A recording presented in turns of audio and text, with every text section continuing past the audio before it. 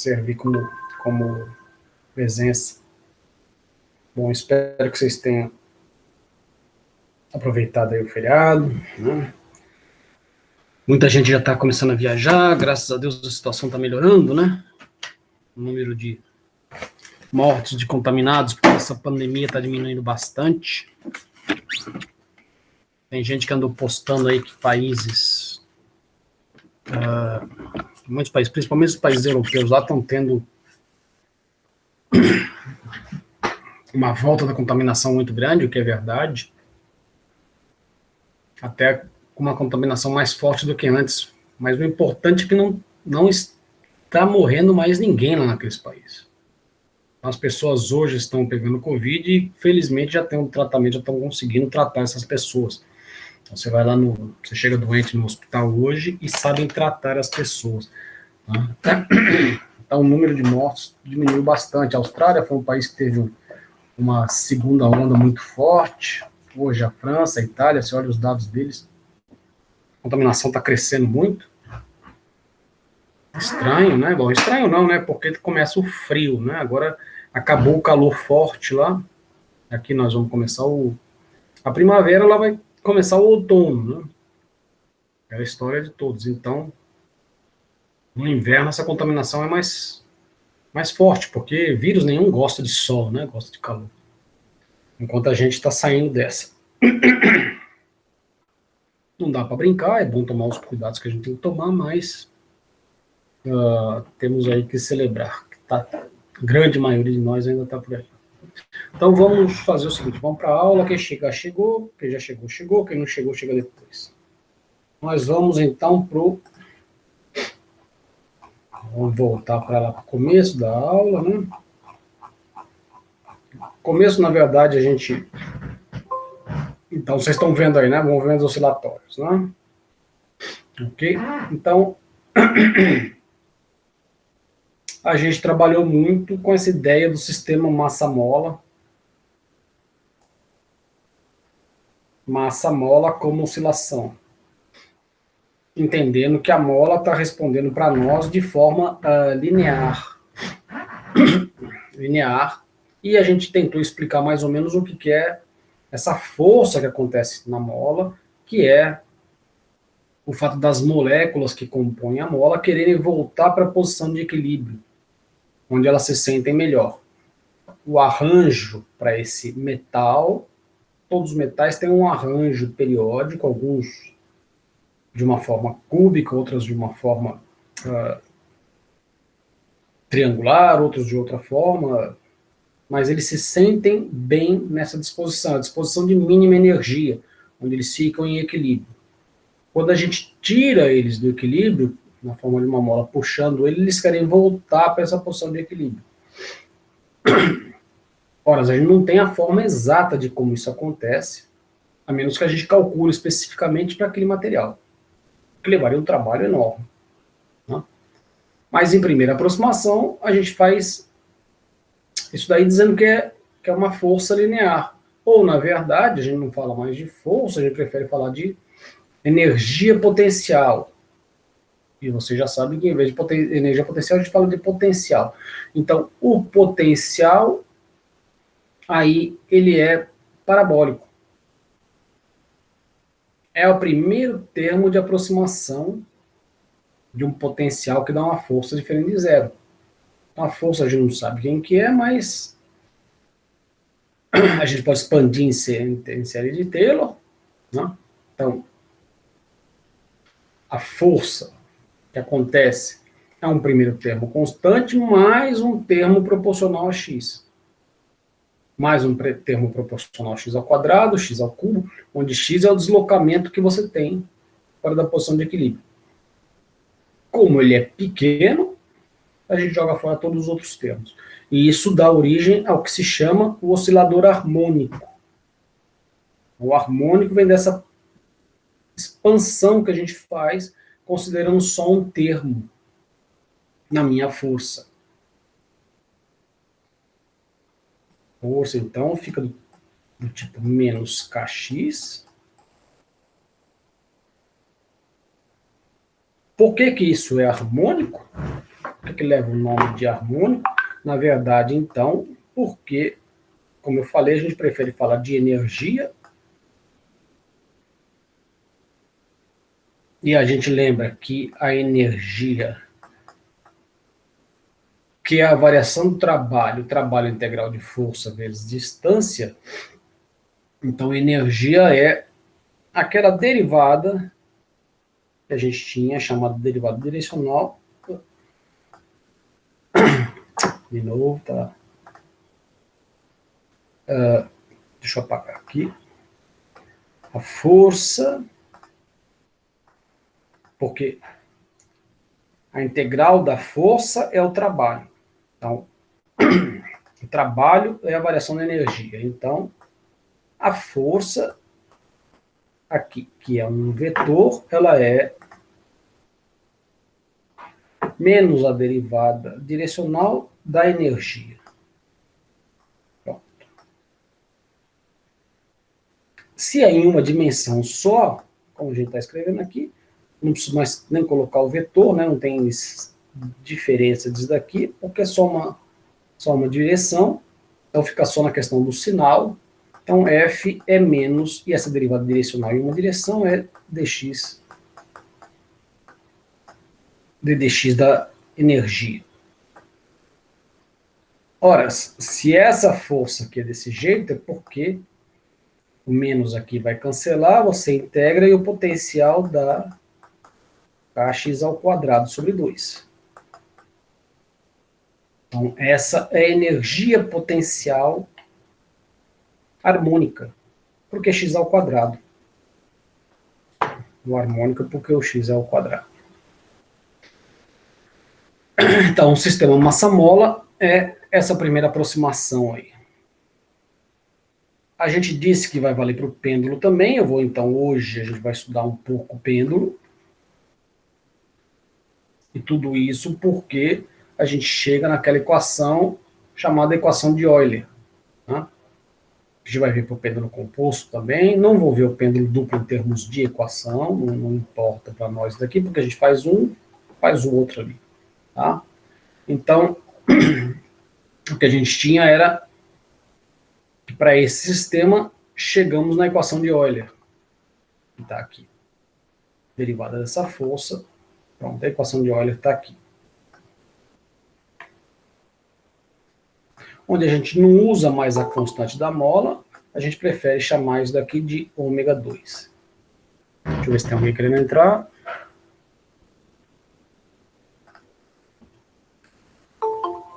Opa, mais alguém?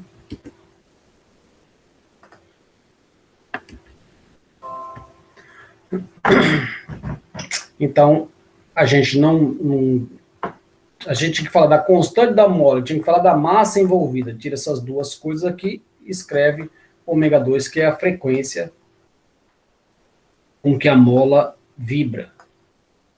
Então, a equação de Euler é D2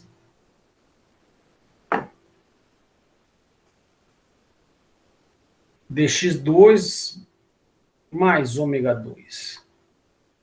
X de t igual a zero. Certo? Cadê? Que veio dessa dedução nossa. Depois eu fiz daí provando que também vale para o pêndulo na posição vertical. Tanto faz, então, se ele está na horizontal o peso dele é equilibrado pela normal. E aqui, nessa posição, o peso dele é equilibrado pela mola. Tem um kx0 aqui, onde esse x0 é o deslocamento da posição da mola livre para a mola com o peso sem oscilar. Né? Lembra dessa figura aqui? A mola livre, ela tem um comprimento L0, só que quando eu coloco peso nela, ela fica com L0 mais x0. Então as oscilações acontecem em torno desse ponto de equilíbrio e não do ponto que indica o tamanho da mola livre. Claro, desde que o peso não seja gigante o suficiente para deformar a mola. Né? ou seja, desde que mg seja equilibrado por um deslocamento do tipo kx. Aí a oscilação acontece aqui. Então a equação é a mesma, né? E a gente chega na equação aqui. Ou seja, o nosso objetivo então é estudar esse tipo de equação, né? Onde de novo passou a massa para cá, e isso aqui ficou ômega 2. Tá? E aqui tem um sinal de menos que está faltando. Que está errado, porque eu já fiquei de consertar várias vezes, sempre esqueço. Né? Então a gente ficou com essa equação. E foi mais ou menos aqui que a gente parou, né? Então, o nosso objetivo é estudar essa equação, onde eu frisei bastante, fiquei alguns minutos tentando entender que o que a gente está buscando é uma função, não é um número, é uma função, ou seja, alguma regra que eu escrevo com relação ao tempo. Tem que ser válida para todos os tempos essa equação, então.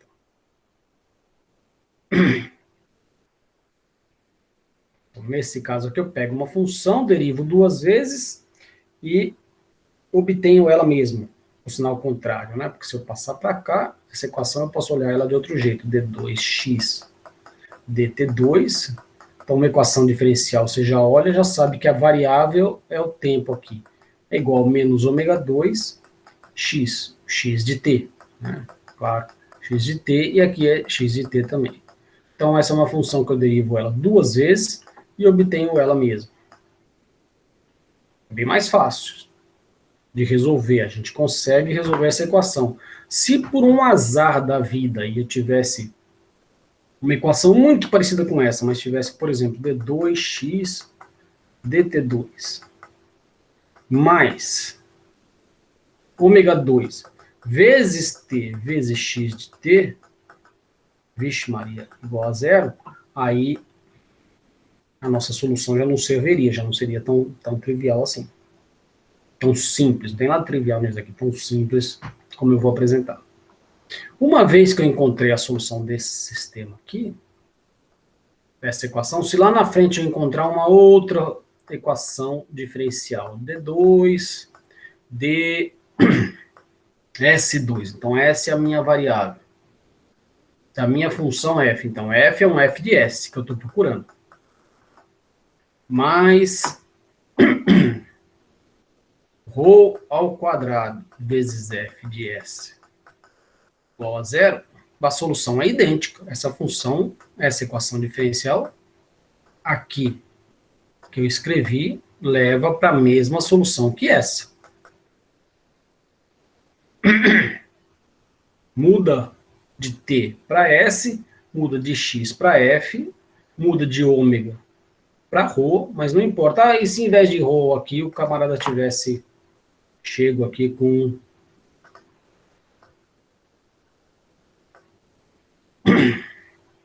por exemplo,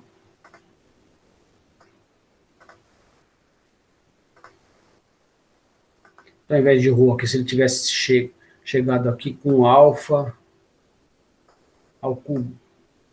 É a mesma coisa, é só você pegar alfa ao cubo e chamar de ômega 2.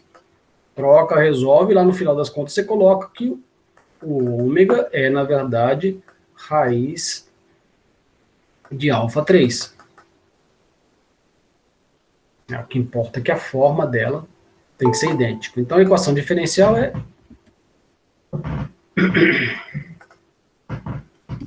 a equação diferencial é para isso.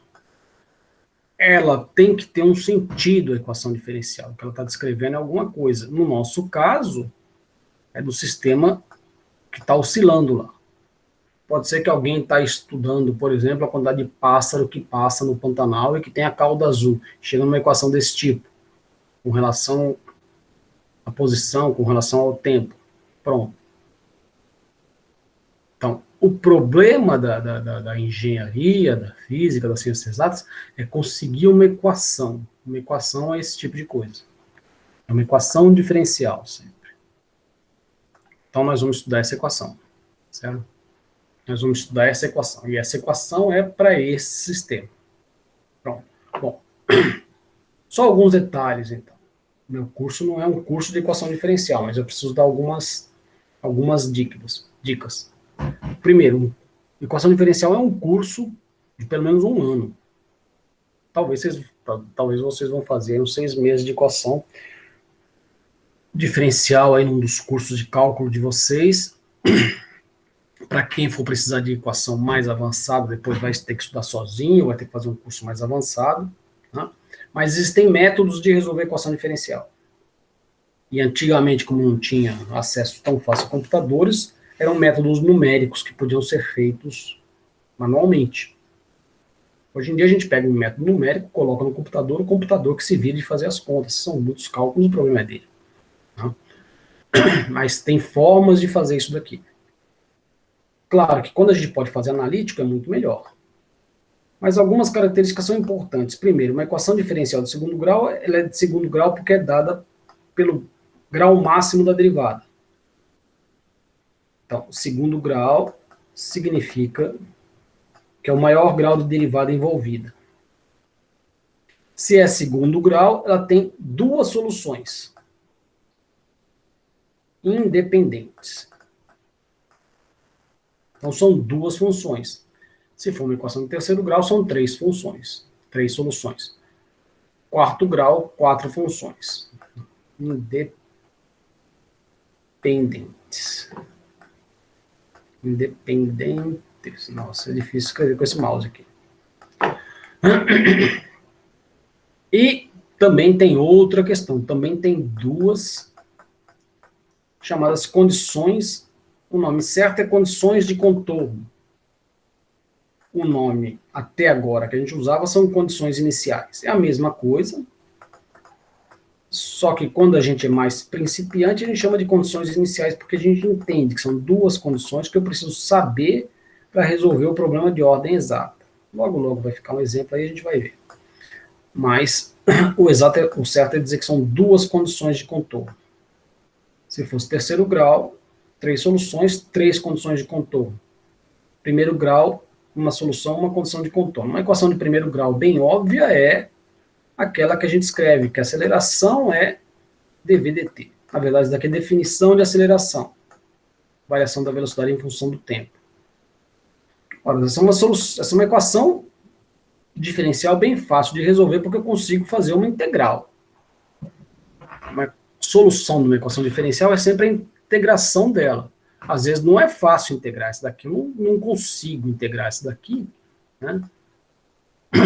Porque se eu fizer d2x dt2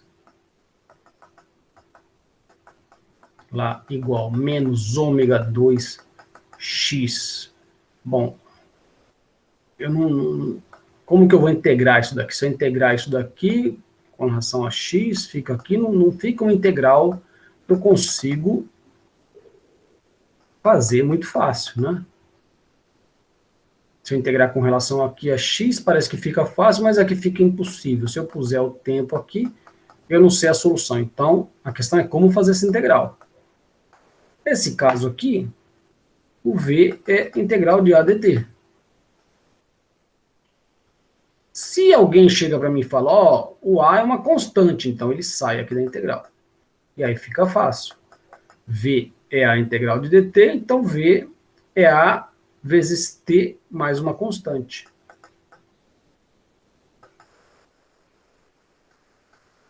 V é uma solução só e uma condição de contorno. Isso aqui é o quê? Eu preciso dizer quanto que valia a velocidade quando t igual a zero, por exemplo. Ou quando t igual a 5, ou quando t igual a 10, quer dizer, eu preciso saber em algum valor, eu preciso saber a velocidade, que daí eu determino essa constante. Isso é para tudo, isso aqui é para esse sistema. Então, em cima disso, vamos estudar a solução desse tipo de equação. Essa solução aí a gente procura por tentativa e erro, é mais fácil. E, na verdade, bom, a gente faz de 500 outras formas, chega sempre no mesmo resultado. Então, eu vou procurar uma solução desse tipo aqui, duas funções. Na verdade, eu poderia colocar só a primeira, tá certo? Testar uma função, depois testar a outra, dá o mesmo resultado. Tá? Até prometi que vou fazer assim, da próxima vez, mais didático. Né? Aqui, é uma primeira solução, aqui é um x1 de t, e aqui é um x2 de t.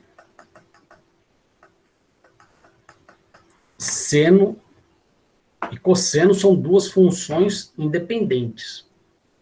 Então, se isso aqui é verdade, né? Se uma solução é x1 de t e a outra solução é x2 de t, qualquer combinação dessas coisas aqui também é solução.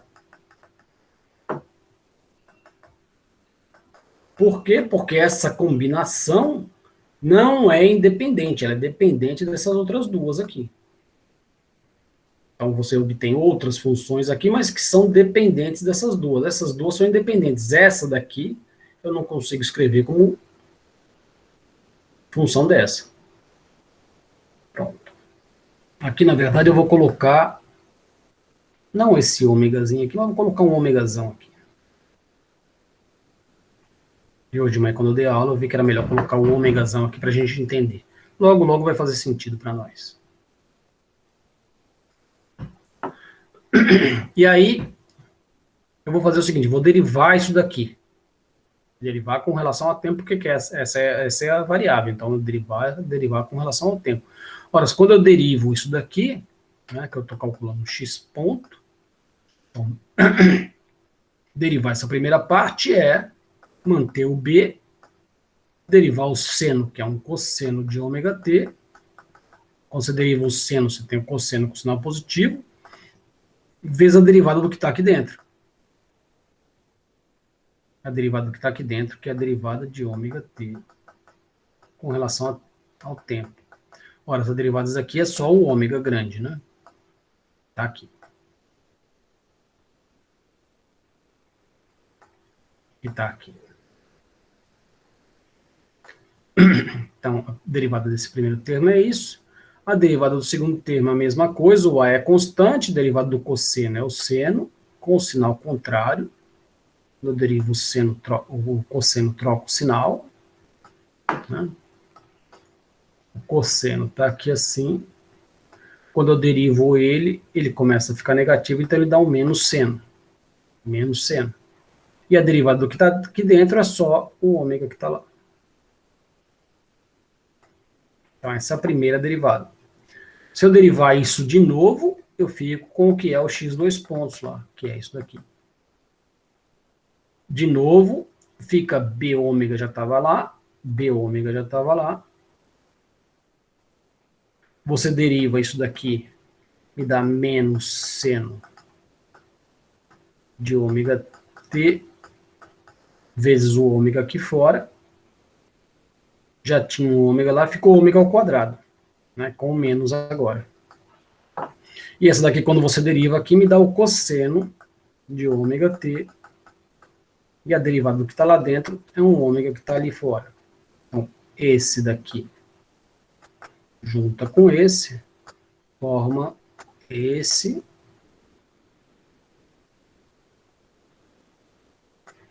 e ficou o cosseno aqui.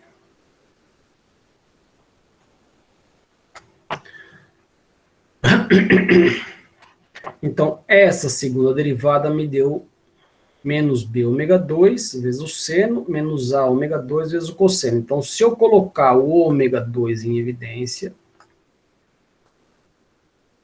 e o sinal de menos, então isso aqui fica menos ômega 2 vezes b seno de ômega t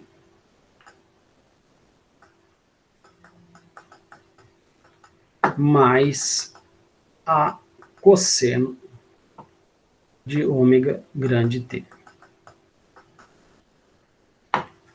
E isso daqui é exatamente o meu ponto de partida, que é a minha função x.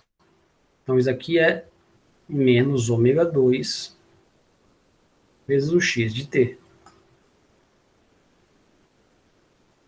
Então, eu derivei essa função, que é essa daqui, né? Derivei essa função e me deu isso daqui.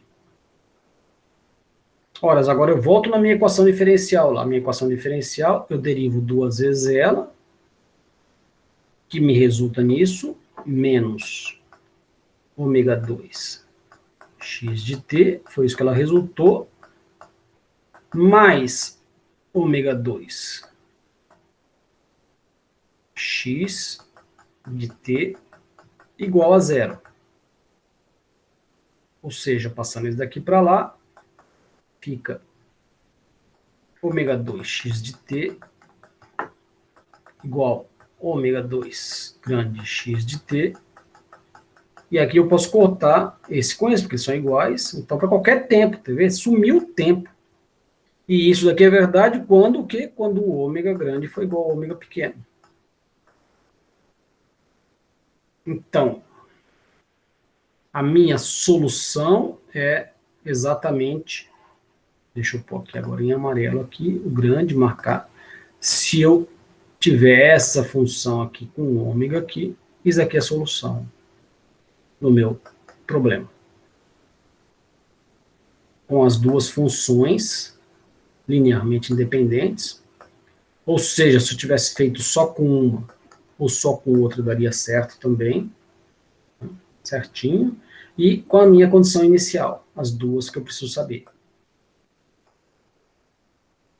Eu preciso saber duas condições iniciais, que são esses valores de A e B. Espera aí que tem um mosquito aqui no pentelhão.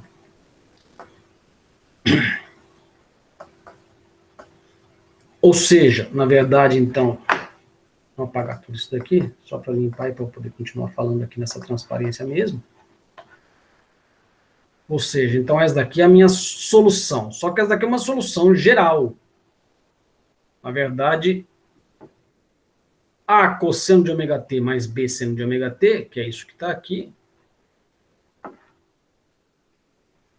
é uma função que pode dar qualquer coisa. Bom, qualquer coisa, né, dentro de um certo limite, ela está indefinida ainda, porque eu não sei quem que é o A e quem que é o B. Eu não sei quem que é esses dois aqui. Então, para eu saber exatamente, eu preciso falar, olha, em tempo t igual a zero, isso daqui valia 1.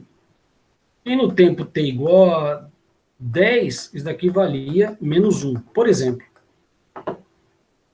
Ou eu preciso chegar e falar, ó, no tempo t igual a 1, isso daqui valia 0,5. E a derivada desse negócio, no tempo t igual a 1, isso daqui valia menos 0,8. Eu preciso dar duas condições para determinar quem é o A e quem é o B. Porque se eu colocar aqui, ó, 0, então x de 0 vale 1. 1 é igual a B vezes o tempo t igual a 0 aqui, dá seno de 0, mais A vezes cosseno de 0, que é 1. Então, pronto, já determinei aqui, já sei que o A vale 1. E para o tempo, eu pus aqui 10 é igual a menos 1, então menos 1 é igual a B vezes o seno de ômega, que eu tenho que saber quanto que é, vezes 10, mais o A vezes o cosseno de 10 ômega. O A eu já sei quanto que é, joga aqui, ficou só o B para resolver. Então, como as coisas, como a gente tem que fazer. Outra solução é essa aqui, ó. Também é outra forma de ver. Isso daqui parece que é só uma resposta igual da outra. Eu tenho duas condições de contorno, aqui é o B e o φ.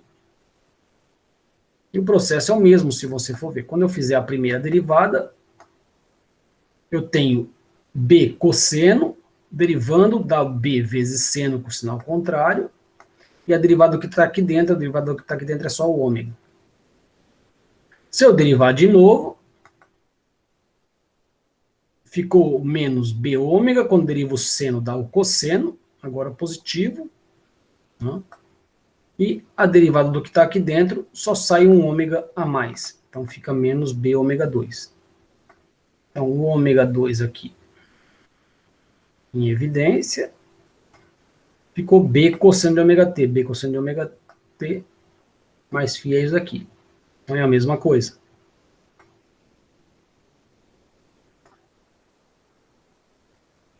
Poderia pensar aqui no caso de ômega de novo. Então, eu vou chegar à conclusão que o ômega grande aqui para essa equação tem que ser igual ao ômega pequeno. Então, essa é a solução. E são duas incógnitas de novo. Aí, dependendo de quem é o φ, isso daqui é um cosseno ou é um seno, né? Se o φ for igual a zero, é cosseno. Se o φ for igual a π sobre 2, dá o seno. E se for intermediário,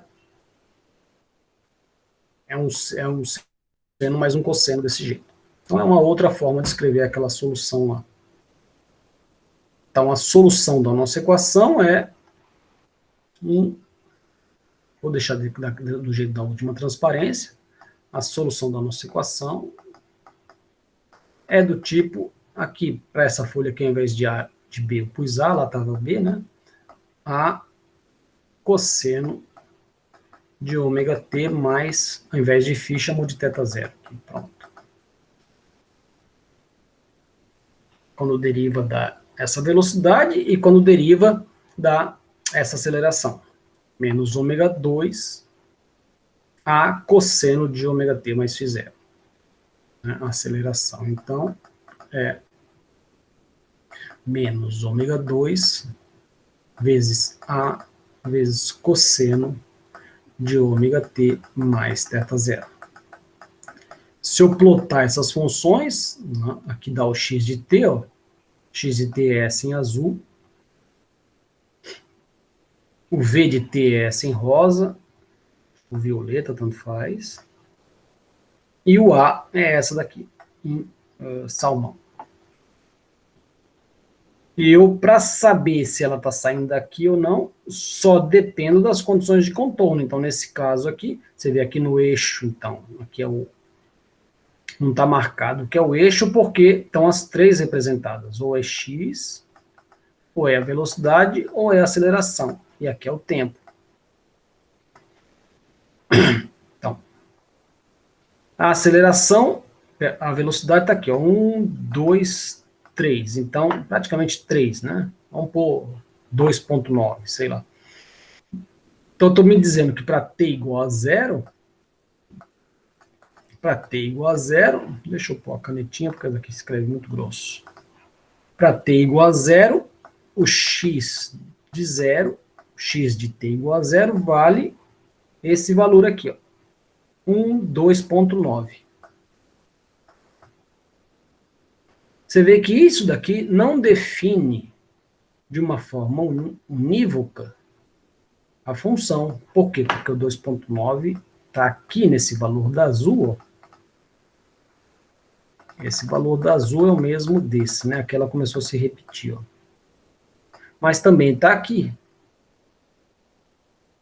Então, se eu falar que só tem uma informação só, x de 0 vale 2,9, quer dizer, ela poderia ter começado aqui ou poderia ter começado aqui.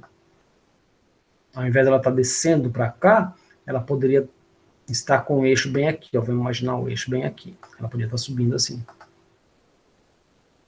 Porque ele também está em x igual a 0 com 2,9. Então, ele precisou me dizer mais alguma coisa. Ele precisou me dizer que o dx dt, no valor 0, era quanto?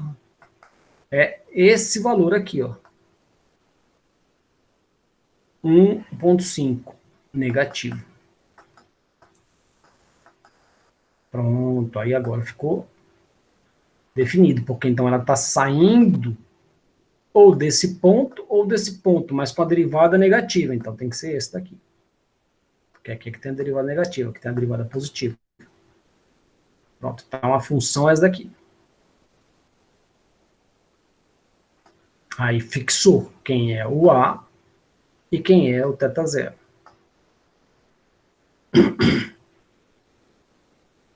E aí, então, aqui a posição significa que o oscilador aqui, a massa mola, está indo para a origem, ó. Então, olhando aquela linha para cá, esse eixo aqui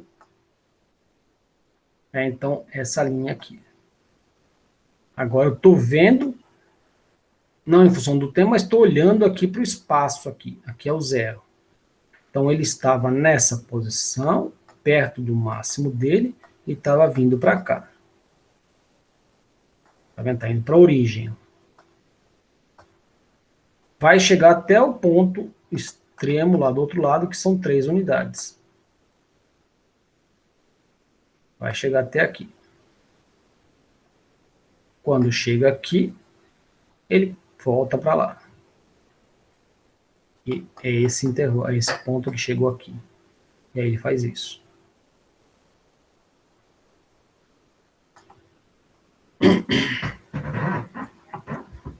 O que mais que tem de interessante nesse gráfico aqui? Deixa eu apagar toda essa bagunça aí. Limpar um pouco para ficar menos poluído. O que mais que tem de interessante? Aquilo que a gente já comentou várias vezes, mas sem ter o resultado matemático. Agora ele sai matemático aqui.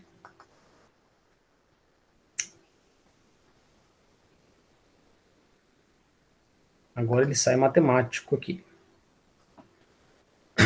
Ó, esse aqui é o ponto, por exemplo, esse daqui é esse ponto aqui. Né? Porque aqui é o zero.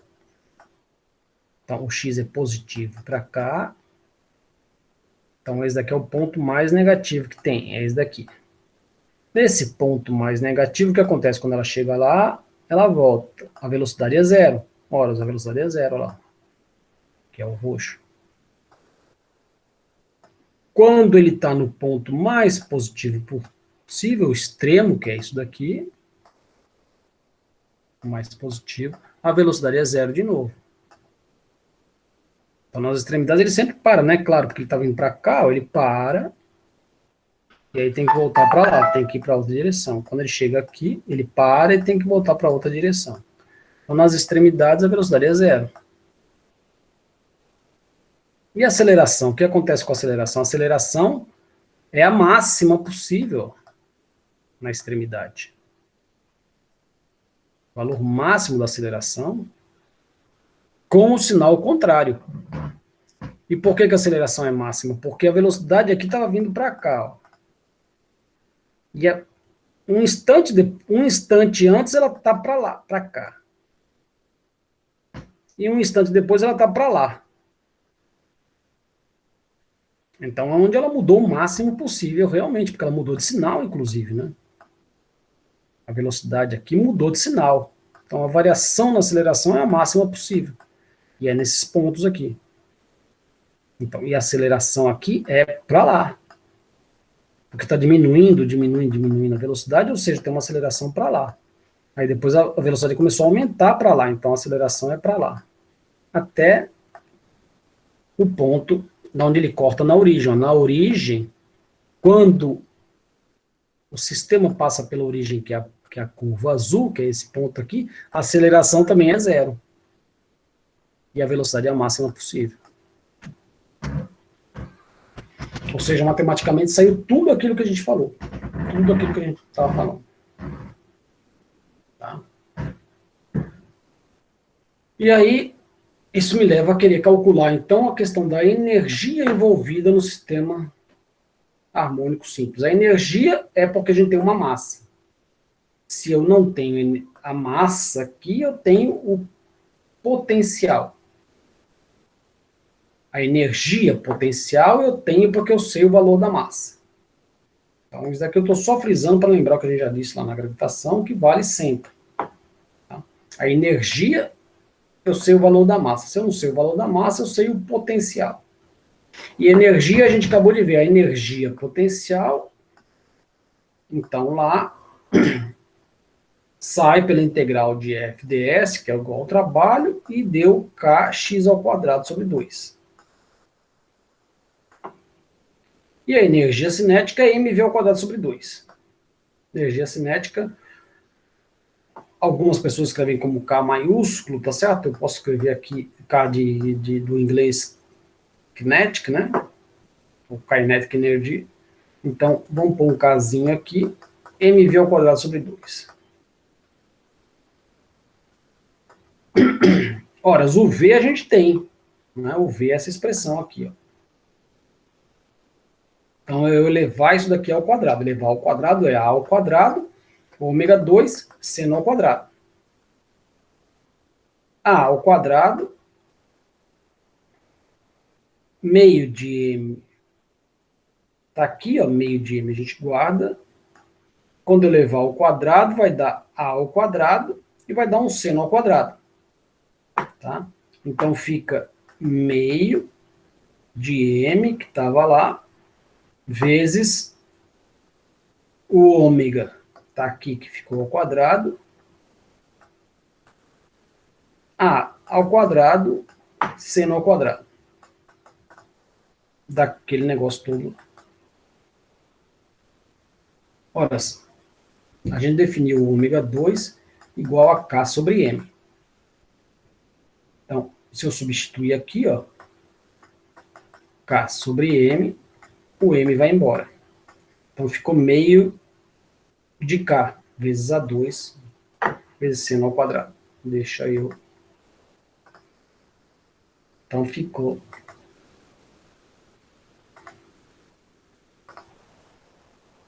A energia cinética, esse K aqui não vamos confundir com cada mola, não tem nada a ver. A energia cinética ficou meio da constante da mola A ao quadrado seno ao quadrado. Ou seja, está me dizendo a mesma coisa, que é a velocidade máxima, que é na origem, é quando ele tem a maior energia cinética. E aqui nas pontas ele tem zero de energia cinética, porque a velocidade é zero. A energia potencial é dessa forma, e o x que a gente está usando, então, é esse x aqui. É só elevar ele ao quadrado. Dá A ao quadrado, cosseno ao quadrado. Então, K sobre 2, A ao quadrado, cosseno ao quadrado. Ora, se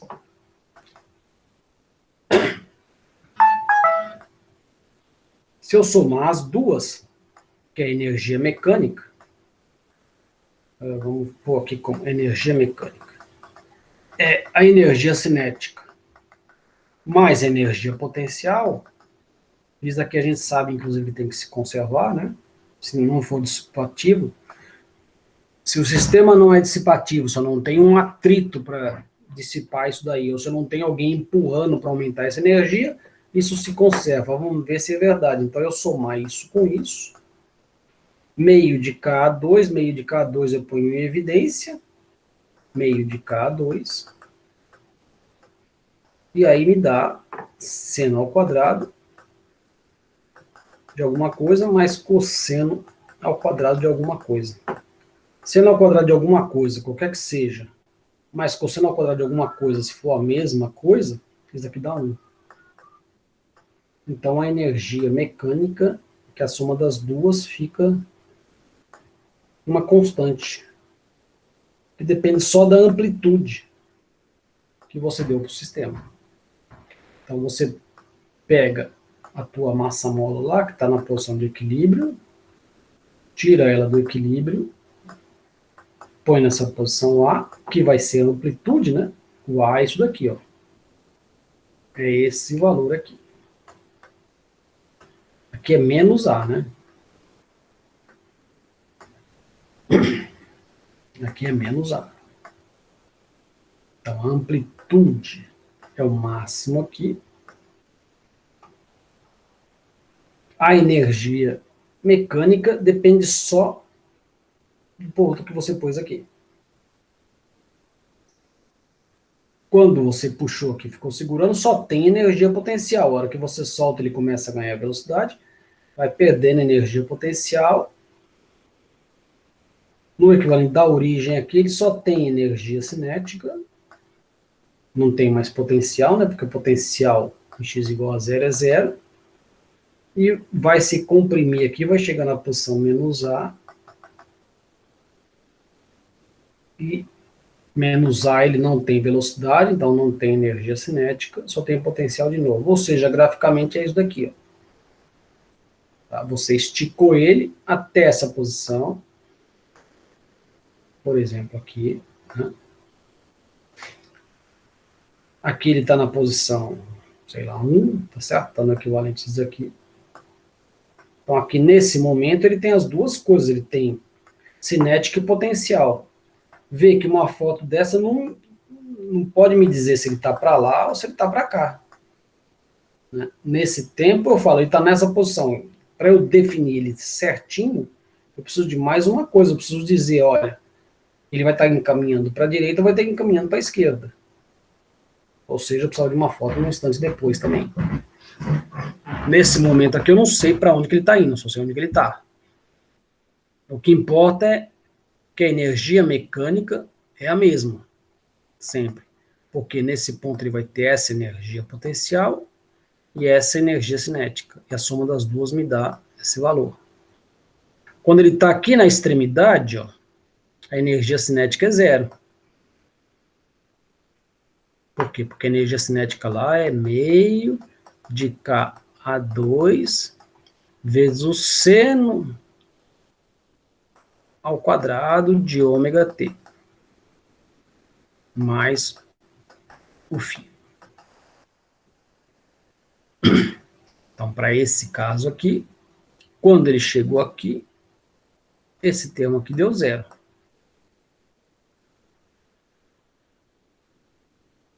E a potencial é a máxima lá, que é o máximo que ele está. Que a potencial é 1 meio de Ka2 vezes cosseno de ômega t mais φ. Então, e esse daqui para ser o valor máximo, então esse aqui é 1. Então ele está aqui. Qualquer outro valor intermediário, inclusive aqui, a potencial vale zero e a cinética vale o máximo lá, dá certinho. Então a energia mecânica é essa constante. Que ele vai trocando, ele vai perdendo cinética e ganhando potencial. Aqui nesse caminho. Ele vai perdendo energia cinética e vai ganhando potencial. Chegou aqui no máximo, só tem potencial. Ele vai perdendo potencial, transforma em cinética, ficou no máximo da cinética, vai perdendo a cinética, só tem potencial. E aí refaz o negócio.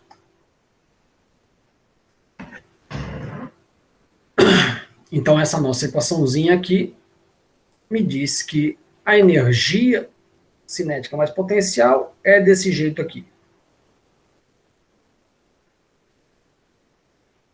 Ora, olha que bacaninha que eu posso tirar daqui. A energia cinética é meio de mv quadrado. A energia potencial é meio de kx ao quadrado. Então, se eu pegar esse termo e passar para cá, eu fico com 1 meio de mv ao quadrado é igual a meio de k a ao quadrado menos x ao quadrado. Não é? Ora, então o meio vai embora, a massa passa para cá, k sobre m é ômega 2. Então, v ao quadrado ficou ômega 2 raiz, opa, perdão, raiz nada. Estou adiantando aqui.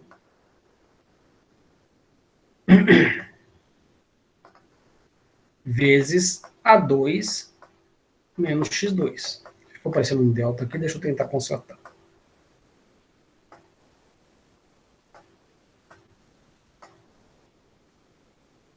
Ora, se eu tirar a raiz quadrada, significa tirar a raiz quadrada, significa pôr uma raiz quadrada aqui, significa pode ser o positivo ou o negativo disso. Então, que é essa equação nossa aqui. Então, eu sei quanto vale a velocidade para qualquer posição x no meu sistema. Bacana isso, né? Aqui é a amplitude máxima positiva. Aqui é a amplitude máxima negativa. Quanto vale a velocidade? Quando x for igual a zero, nesse ponto aqui, ela é o máximo possível. Ou para um lado ou para o outro. Então, aqui nesse ponto, a velocidade vale ômega a, ou ela vale se estiver indo para lá, ou ela vale menos ômega a se ela estiver indo para lá.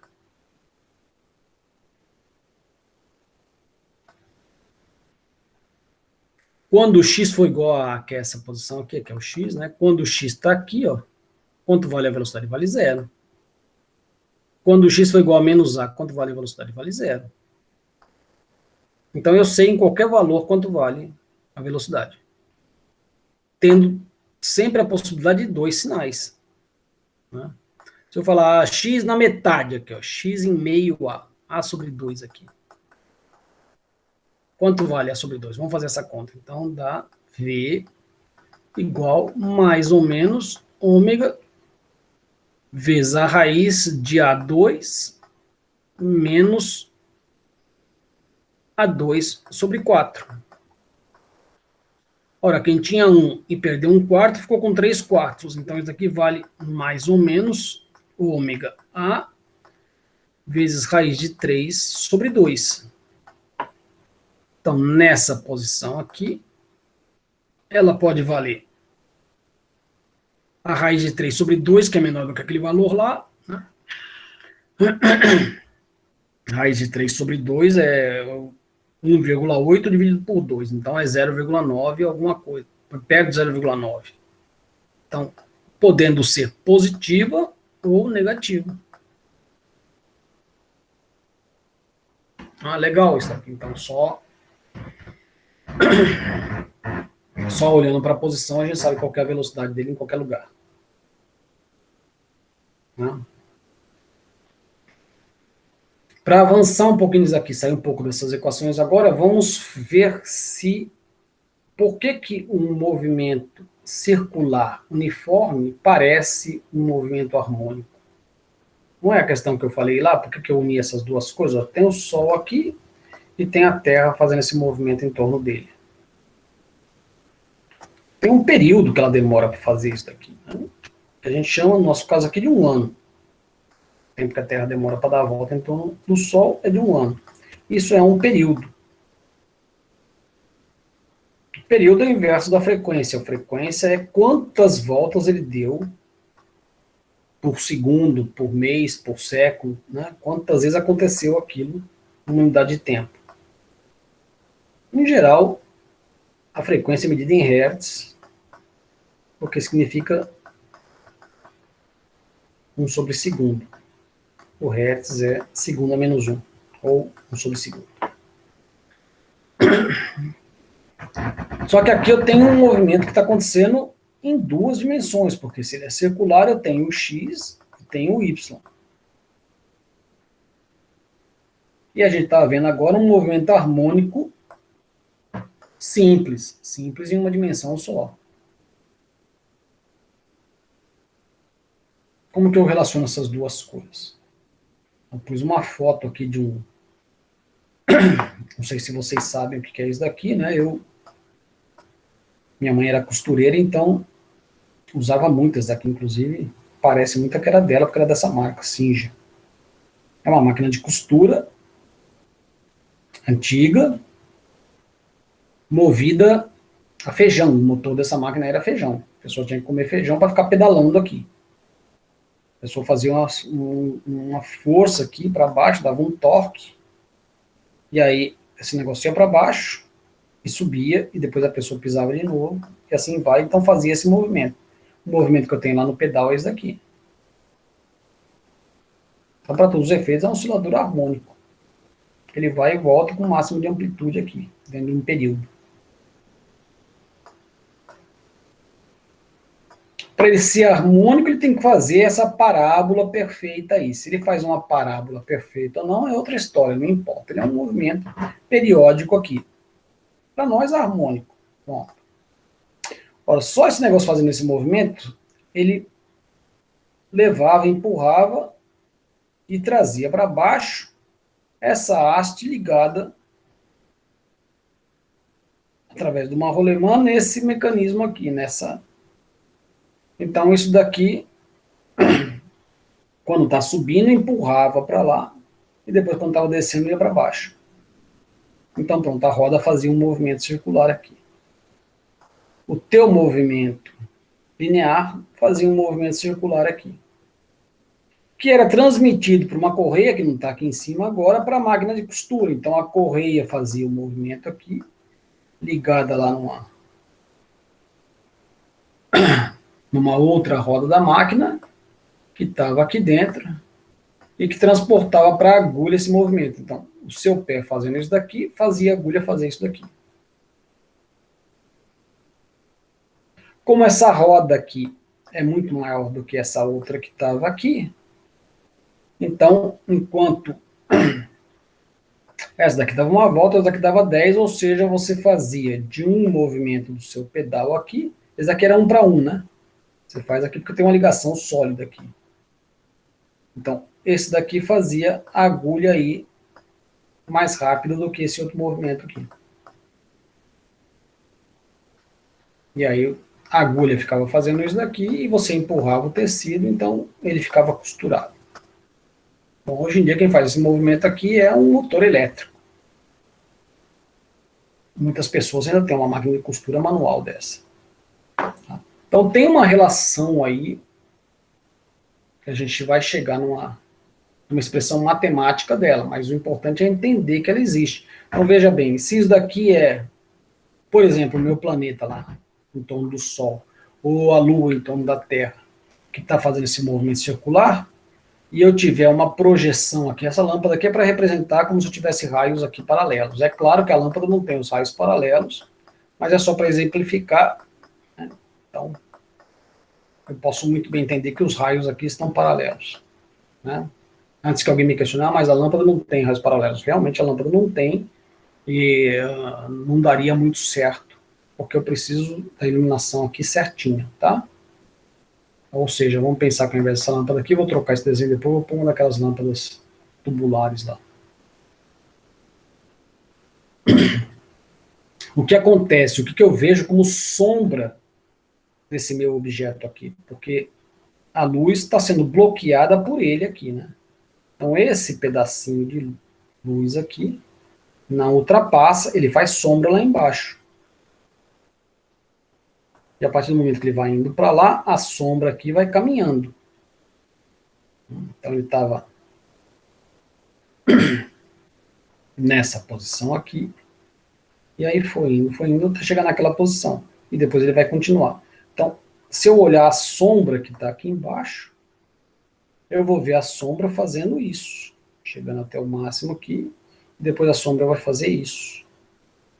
E depois a sombra vai fazer isso. E nesse ponto aqui, que é o equivalente aqui, ela vai parar aqui. O meu planeta que está girando, ele não para. Mas a sombra dele para, porque eu estou vendo a projeção, então eu estou vendo ele chegando para cá cada vez mais devagar, né? A velocidade dele aqui é constante, porque a gente falou do movimento circular uniforme. Uniforme significa que a velocidade dele aqui é constante, é igualzinho à Terra em torno do Sol. Sempre o mesmo tempo para dar a volta. Só que a projeção dele, quando está para cá, a projeção dele aqui é muito mais rápida. E quando ela vai chegando aqui, ela vai chegando mais devagar. Por quê? A sombra vai ficando no mesmo lugar. Nesse exato momento aqui, um pouquinho antes e um pouquinho depois, ela está parada aqui. Aí ela vem, caminha mais rápido, parou aqui e faz a mesma coisa. Então, existe uma associação entre essas duas coisas. Se a gente quiser equacionar, é só ir um pouquinho mais para frente. Mas se equacionar, deixa eu mostrar aqui um exemplo de analogia, né? Perfeita lá, ó. A mola e ele, tá vendo? Nesse ponto aqui ele parou, nesse ponto ele parou. Aqui ela tá mais rápida e aqui ela tá mais rápida. Deixa eu pôr.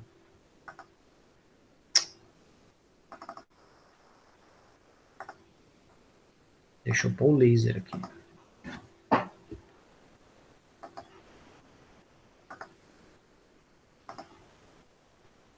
Ah, eu não consigo fazer as duas coisas ao mesmo tempo.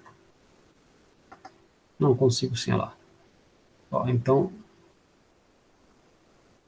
ele passa mais rápido aqui e passa mais devagar aqui. É claro que se essa analogia é feita no Y aqui, ela é feita no X também, né? Não tem diferença nenhuma. Né? Inclusive porque eu posso virar isso daqui. Tá? Para quem não se convenceu ainda, só uma outra figura, tá? Igualzinha. igualzinha, demonstrando aqui, então, isso daqui o que, que é? A bola escura quando ele está aqui embaixo, ó, como eu vejo ela, aí depois ela vira a bola clara quando está lá em cima. Então está variando entre os extremos aqui, onde o A é o raio. O A aqui é o raio. Então é claro que o raio é o mesmo, né? Então é claro que em torno da origem, ele vai atingir o A e vai atingir o menos A. Fazendo essa equivalência entre o circular uniforme e o harmônico simples. Vamos equacionar isso daí? Para a gente equacionar isso daí, o que eu vou fazer? Pego um ponto lá do meu movimento circular uniforme e vejo qual que é a projeção dele em x. Então é claro que o x ele vai estar fazendo daqui até aqui e vice-versa. Quem está variando então é o meu ângulo, e o que eu vou relacionar então é essa posição x com relação a esse ângulo. Ora, isso não é a coisa mais difícil do mundo, tá? Porque esse daqui é o raio, o L, o A, então o A projetado aqui me dá o x, então x, quem que é? X é simplesmente o A vezes o cosseno de φ.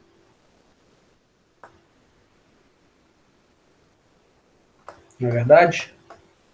Ora, mas o movimento é um movimento circular uniforme. O que quer dizer um movimento circular uniforme? Quer dizer que a velocidade angular é constante. A velocidade angular é a variação do ângulo lá no tempo.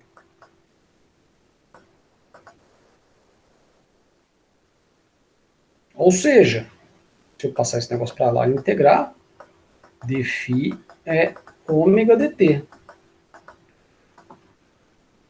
Então, se eu integrar isso aqui, φ é ômega t mais uma constante. E que eu posso substituir lá. E chegar que x é a vezes cosseno de ômega t mais φ zero. Que era exatamente a equação do meu oscilador harmônico.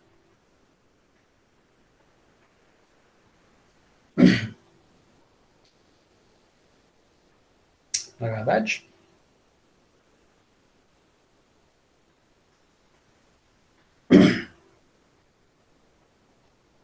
Então é essa relação para o x. Para o y vai ser a mesma coisa. Quem que é o y lá?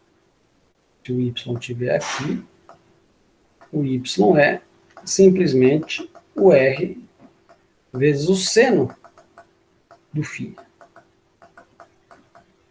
E o φ é, a gente acabou de ver, ômega t mais φ zero.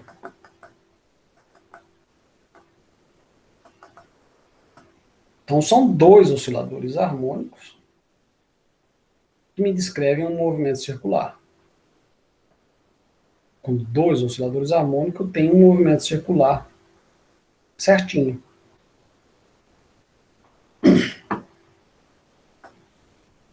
Tá? Então, todas essas transparências aí, quando vocês forem olhar no arquivo, é simplesmente para detalhar mais e mais e mais esse conceito o tempo todo.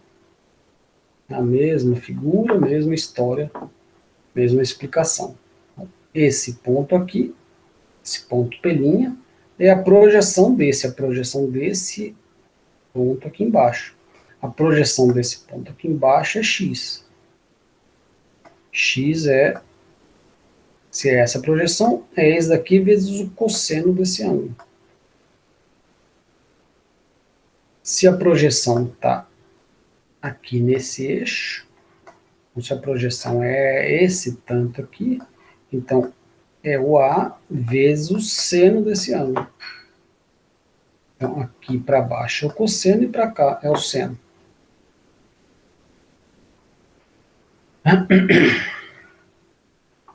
Então, ou você chega que o x é o raio, que eu chamei de A cosseno de φ, e o y é o A seno de ômega t.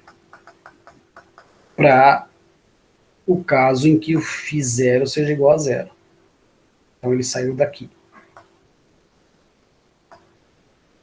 Né? Ele saiu daqui por quê? Ora, porque no tempo t igual a zero não tinha nada de y. Então ele tem que estar aqui. E no tempo t igual a zero tem um máximo em x. Então ele está aqui. Então isso aqui é para quando fizer igual a zero.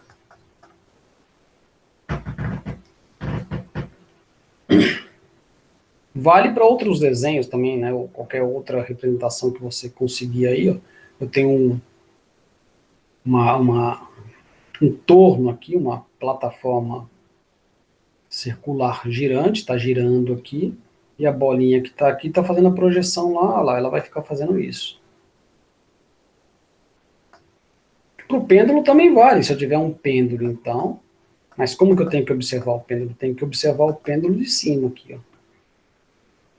Deixa eu desenhar aqui, deixa eu desenhar um olho aqui. Faz de conta que isso é um olho. Se eu estou vendo o pêndulo de cima, o que eu estou vendo o pêndulo fazer? Estou vendo o pêndulo fazer isso. É um movimento circular, que é um movimento harmônico simples. Então, o pêndulo também tem a ver com o movimento harmônico simples. É o que eu espero provar agora. Né? Aqui a equivalência dele aqui não é olhando de cima, mas é colocando um pêndulo para acompanhar exatamente esse movimento. Então, quando está nesse ponto de máximo aqui, ele pôs o pêndulo no máximo. Aí ele solta o pêndulo vai fazer isso. Enquanto ela está rodando para cá. Na hora que ela chegou lá, o pêndulo está na outra extremidade. Aí o pêndulo começa a voltar, ela faz isso. Então, a equivalência entre o pêndulo, movimento circular uniforme, e o movimento harmônico simples, que é o pêndulo, movimento circular uniforme e o movimento harmônico simples. Então, vamos equacionar o pêndulo, vamos ver o que a gente conclui. Porque o pêndulo é um pouquinho mais complicado, pelo menos aparentemente. Por quê? Porque ele faz um movimento num arco. Se ele faz um movimento no arco, ele faz o movimento dele em x e em y.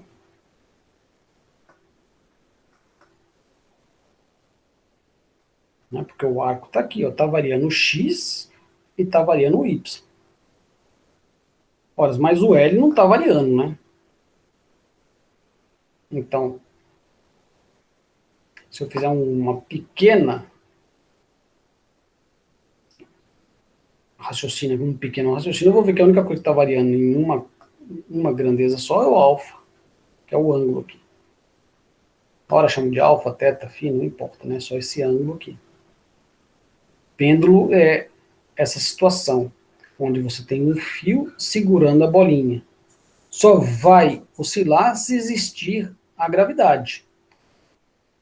Se existir uma força que puxa ele para baixo. Porque se não tiver força puxando ele para baixo, você pôs ele nessa posição, ele fica.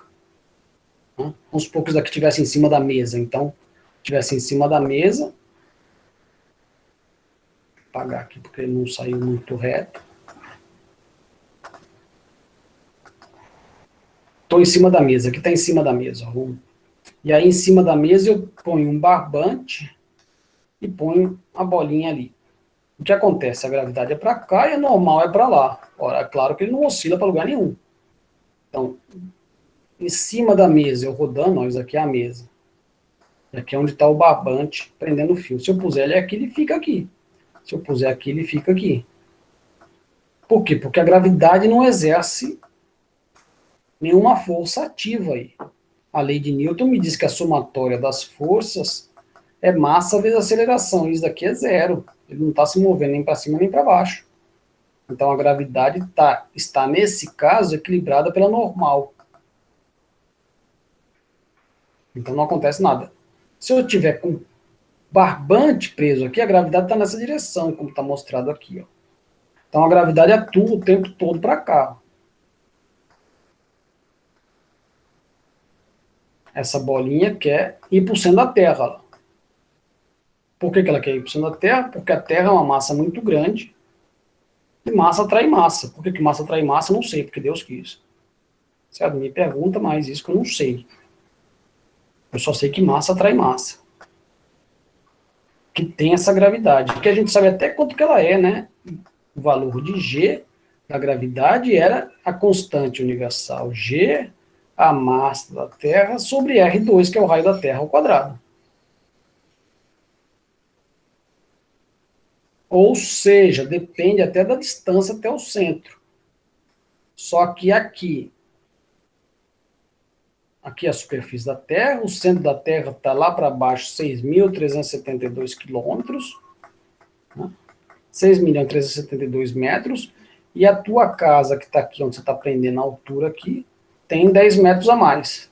Então não interfere em nada no valor da gravidade, essa diferença de altura aqui. Então isso aqui é constante, vale 9,81 aqui na Terra, metros por segundo ao quadrado. Sempre puxando lá para baixo. Se essa massa aqui for muito pesada, quando você colocar ela nessa posição, ela arrebenta o fio aqui e cai. Se ela não arrebenta o fio, então é porque o fio responde com uma tração, que vai ser igual ao peso nessa posição. Por quê? Porque a somatória das forças é igual a zero. É igual a massa vezes a aceleração. Quanto que é a massa vezes a aceleração nesse sentido? É zero. Então, a tração que você tem para cima, mais o peso que você tem para baixo, vetorialmente é igual a zero. Essa daqui para cima é positiva, essa para baixo é negativa, é igual a zero. A tração é igual ao peso, em módulo. Ou seja, a tração é igual a mg, nessa situação. Nessa outra situação aqui, bom, mas peraí, então a tração está para cá. Eu não posso dizer que eu tenho a tração para lá, não tem corda nessa direção aqui, então a tração está aqui, ó.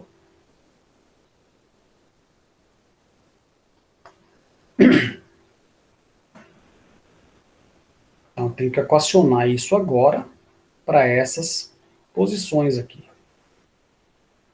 Ou seja, eu tenho que desenhar ele com mais detalhes. Então, a posição arbitrária aqui, tá? Um ângulo θ, o L é o tamanho do fio aqui, vale o L aqui, vale o L aqui, o L é o L mesmo em todos os lugares. Ele não faz um movimento na direção do L, de ampliar o L, de esticar o L ou de diminuir o L. Mas aqui é um arco. Então, para essa posição genérica aqui, né, dada por um ângulo θ, o que acontece é a força é por cima da Terra. Essa eu não consigo mudar. É sempre para cá. E a tração que a corda está puxando ele para lá.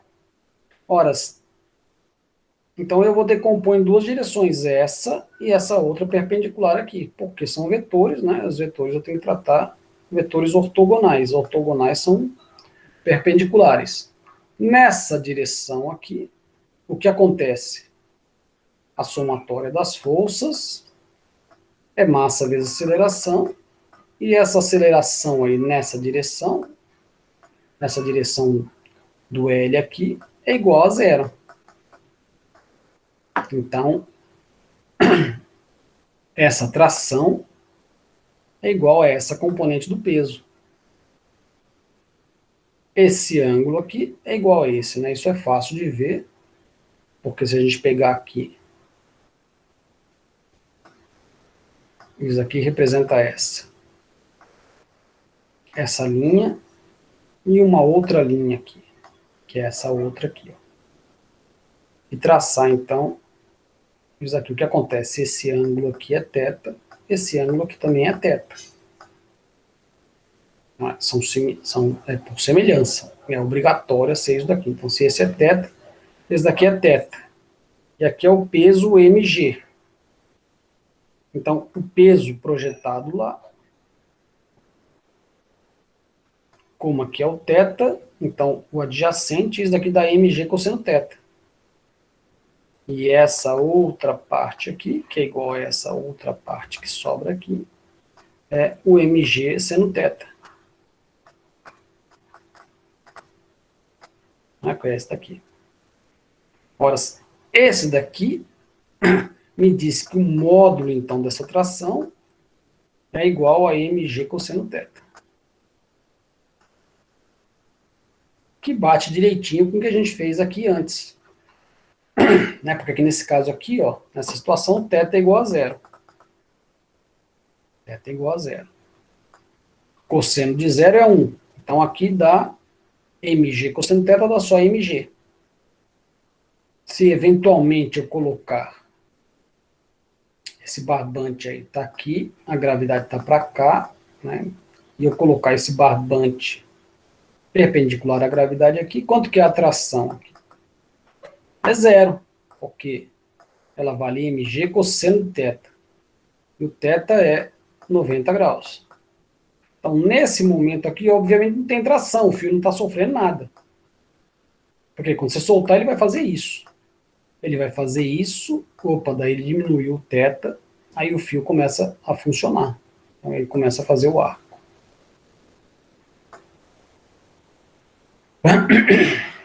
Então, essa tração aqui está resolvida. Em módulo, ela vale isso. Porque é a reação do peso para o peso não arrebentar o fio. Se o peso for muito grande, arrebenta o fio, não vale mais a equação de Newton lá. E sobrou essa componente da força aqui livre, ó. Claro, esse cálculo, esse desenho vale para todos os lugares. Eu pus ele virado para cá, agora está ele virado para cá. Θ, a mesma coisa, mg, ó. Aqui é a massa, então aqui tem mg, né? O θ está aqui, você continuou, o θ é esse daqui, projetou de novo, então aqui dá mg cosseno θ, tem que ser igual a essa, e sobra um mg seno θ. Está sobrando esse mg seno θ, então o Newton me diz que a soma das forças, que é uma soma das forças é uma resultante, é massa vezes aceleração. Essa resultante é mg seno de θ. Isso é massa vezes aceleração. Então, a massa cancelou e me dá a minha equação. A é igual a G seno de θ.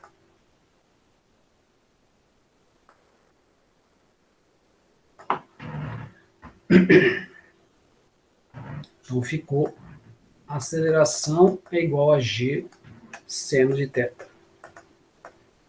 E o θ varia. Se a aceleração era dv dt e ela fosse constante, se eu não tivesse esse termo aqui, eu podia integrar. E aí me dá aquela equação que a gente já conhece. X é x0 mais e0t mais at ao quadrado sobre 2. Só que eu tenho esse termo aqui que varia. Então eu não posso integrar essa equação assim.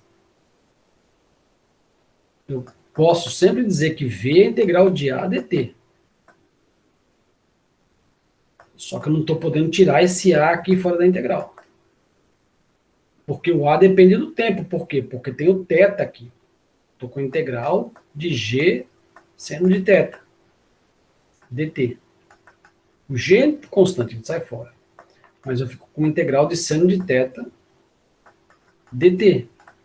E o θ depende do tempo. Então não é essa equação mais. Estão vendo, então? Estão vendo o complexo, a integridade da coisa aí? Então agora eu tenho que analisar com mais carinho essa equação aqui. Como é que eu consigo resolver essa equação?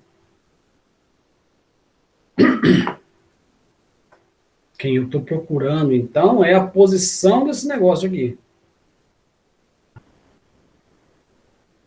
Só que eu não estou conseguindo integrar isso daí. Então eu vou partir dessa equação aqui e olhar ela com mais carinho.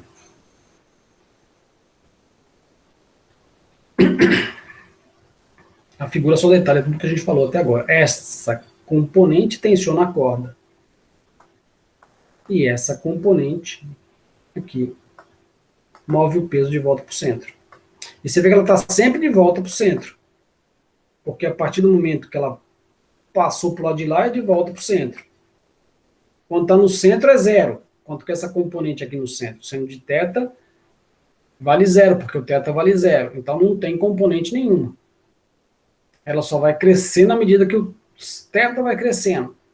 Está sempre de volta para o centro. Então, Esse daqui é sempre, de novo, contrário à posição. Eu tenho, se aqui é o zero, e esse daqui é o deslocamento positivo, essa força é para fazer ele voltar para cá. Aqui é o deslocamento negativo, essa força é para fazer ele voltar para lá. Então, está sempre contrário ao movimento.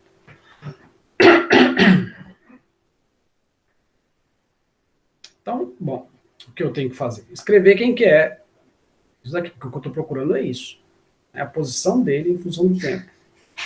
E esse arco aqui, quem que ele vale? Ele vale o L vezes o θ. Isso daqui é a definição de arco, né? Nada de mágico aí, supondo que isso aqui seja uma circunferência perfeita. Né? Quanto vale esse arco aqui? Ora, esse arco aqui me dá a definição do ângulo. O ângulo é definido em função disso. Se esse ângulo é θ, e aqui é um raio R, esse arco aqui, ele vale R vezes θ. Tanto que quando eu der a volta completa, o θ vale 2π, então o que ele percorreu é 2πr. Para ele completo. Se ele der meia volta, ele percorreu π vezes r. Então, na verdade, isso daqui é a definição do ângulo. Né? O ângulo é o arco sobre o r, ou seja, o arco é o r vezes o θ. Então, o arco é o r vezes o θ.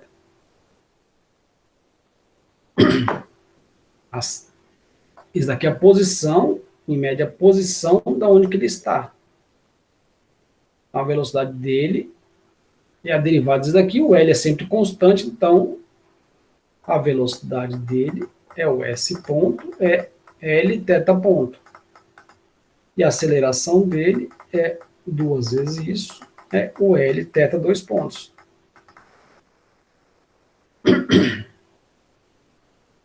Horas.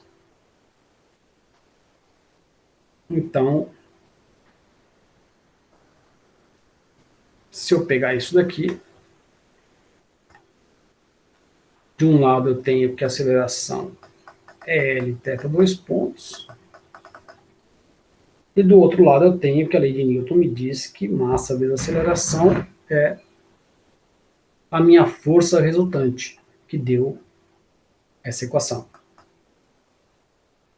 Então, pela lei de Newton, eu tenho a aceleração é g seno de θ, e pela descrição do movimento lá, entendendo que velocidade é a variação da posição, e a variação da posição é a aceleração, eu tive isso daqui, então eu tenho, pela lei de Newton, que a aceleração é g seno de θ,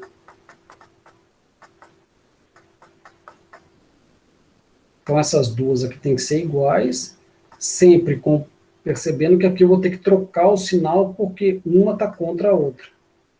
Sempre no sentido de recuperar uma a outra. Então, L, θ 2 pontos, que é d2 θ, dt2 ou θ 2 pontos, é igual a menos g seno θ.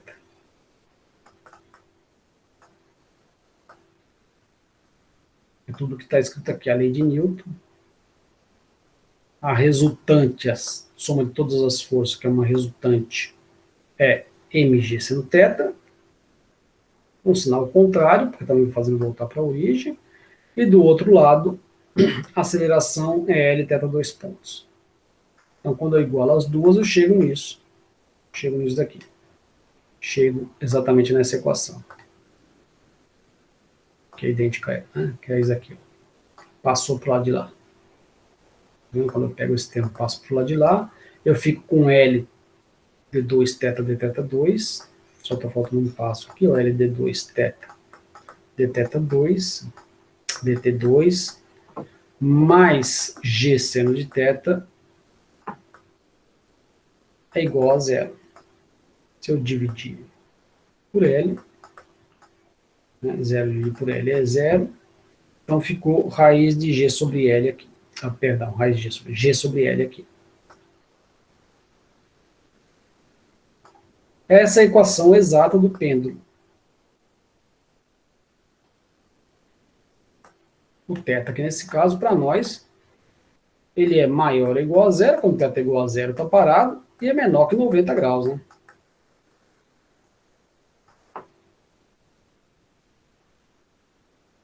Então, essa equação, a gente sabe o resultado dela experimental, a gente sabe, bota alguma coisa para oscilar, ele oscila, é um período.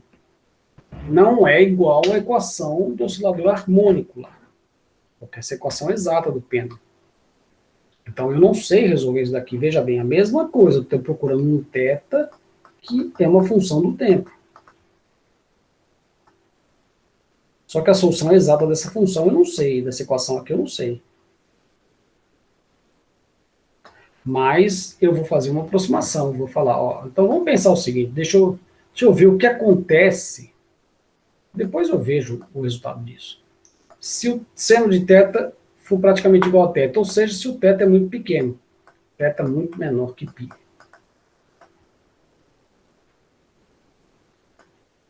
Ora, o seno de θ, eu posso expandir em torno de zero, vou expandir em torno de qualquer valor. Vou expandir em torno de zero, porque daí é quando está a minha origem ali.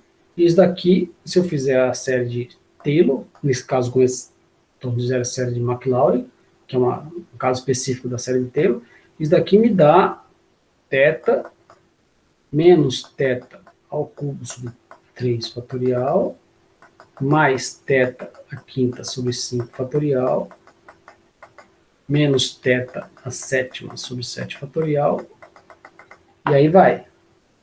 E se o θ é um valor pequeno, esse termo aqui é pequeno, esse é muito menor, esse é muito menor ainda, então eu corto tudo isso daqui. Então, para θs pequenos, vale isso daqui. Se eu posso substituir seno de θ igual a θ aqui, então eu fico com uma equação desse tipo, d2 θ dt2 mais g sobre L igual a zero. Agora, essa equação é a mesma lá, d2x dt2 mais ômega 2 x igual a zero. Né? Onde o ômega 2 é raiz g sobre L. Ômega 2 é 2πf. 2π vezes a frequência, 2π vezes a frequência, 2π sobre o período ao quadrado, igual a g sobre L.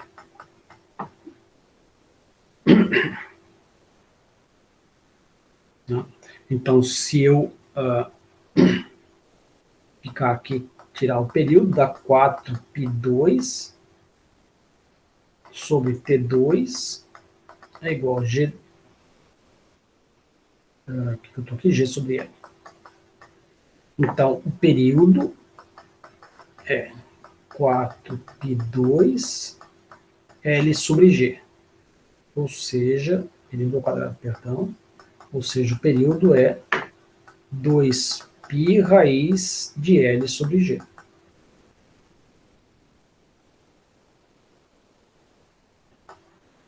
Por que isso daqui é interessante? Eu pego uma corda de penduro no teto lá, não depende da massa, né? A massa foi embora. A massa foi embora quando a gente cancelou aqui, ó. Então, se eu pendurar uma bola aqui, com esse comprimento aqui, sei lá, vamos pôr aqui 1 metro, tanto faz o comprimento que eu quiser, e botar ele para oscilar com ângulo pequeno, medir esse período aqui, se eu medir esse valor, eu sei esse valor, então eu obtenho um número para gravidade.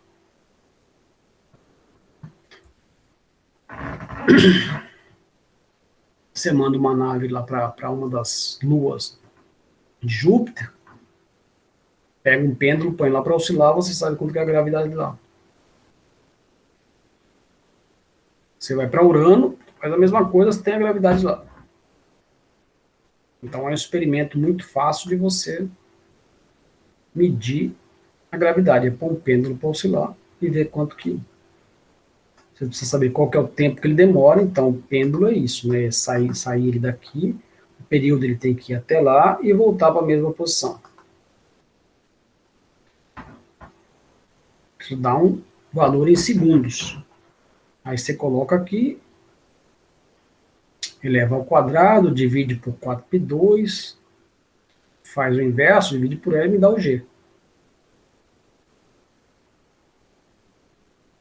Para essa aproximação, a solução do ângulo a gente já sabe, cosseno de ômega t mais um φ aqui, ou um φ zero, tanto faz, se quiser pôr.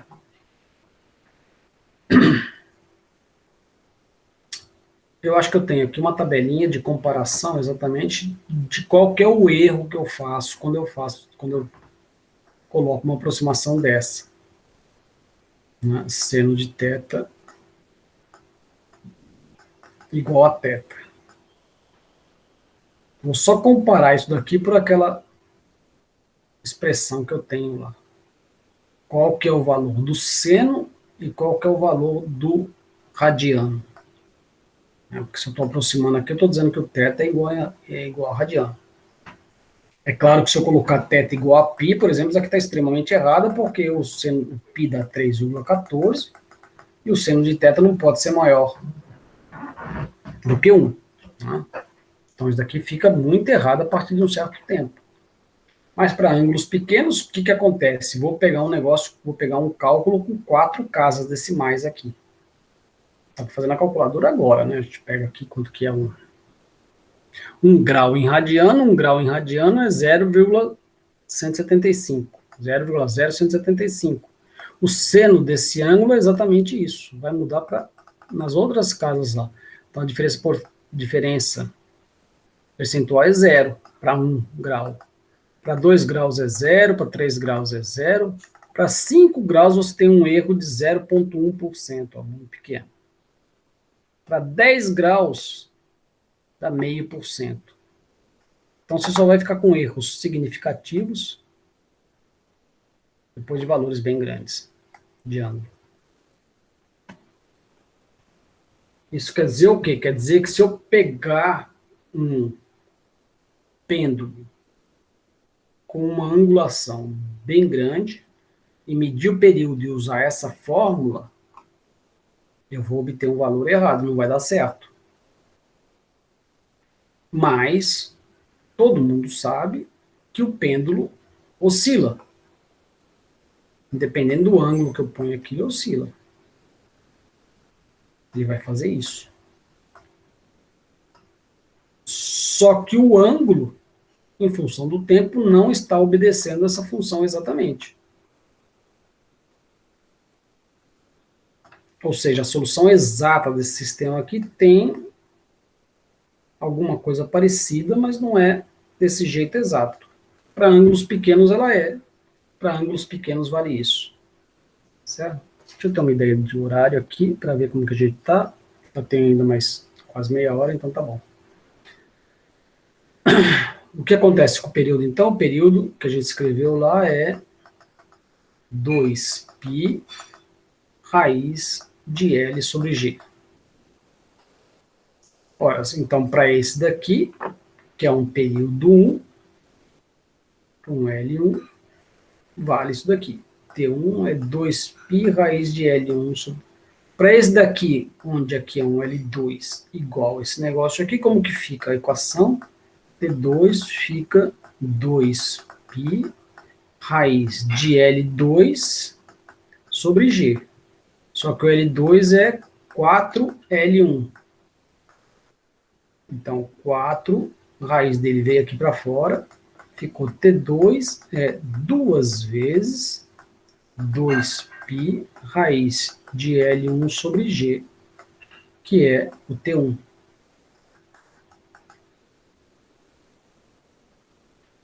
Para esse daqui vai ficar o T3 é 3 vezes T1.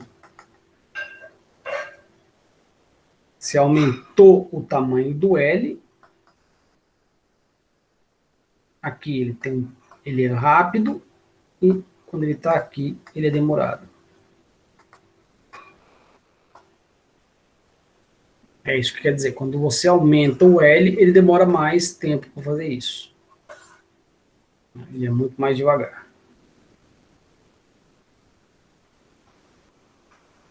Com essa proporção da raiz. Então, isso aí dá para ver nesse videozinho aqui, bacana. Ó. O que eu tenho aqui? Eu tenho 1, 2, 3, 4, 5, 6, 7, 8, 9, 10, 11, 12, 13, 14, 15 pêndulos diferentes por conta do L. Então eu vou soltar todos esses pêndulos da mesma posição, porque todos eles valem que, se o ângulo for pequeno, que o θ é igual a amplitude máxima θ zero, cosseno de ômega t, mais φ zero. Se eu soltá-los todos da mesma posição, eles só vão ter períodos diferentes. Então vamos ver o que vai acontecer.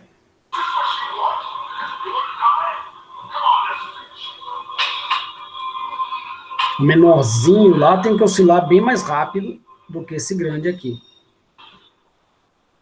Fazer a mesma amplitude para eles é... Puxei na mesma... Claro, mais ou menos, né? Não estou medindo exatamente, mas... Então a gente vê, se vocês conseguirem perceber, o último lá, ele oscila bem mais rápido do que o outro aqui. Esse aqui vai bem mais devagar.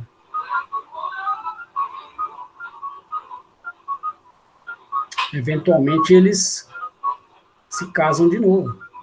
Alguns pouco a pouco, olha lá.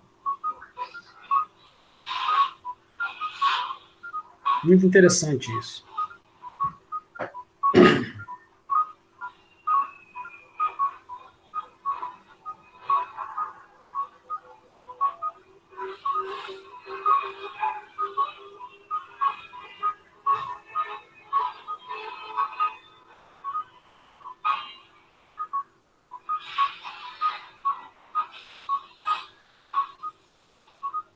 Vão voltar todos a ficarem juntinho, juntinho.